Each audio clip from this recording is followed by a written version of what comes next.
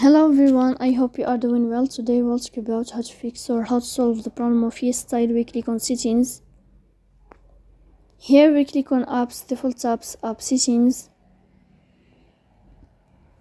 Here you will search about YesStyle app and we click. In this page of app info you will click on first stop and you will click OK. Here you will enter to the window of storage. Here we click on clear cache. Then we go to Play Store. You will search about YesStyle.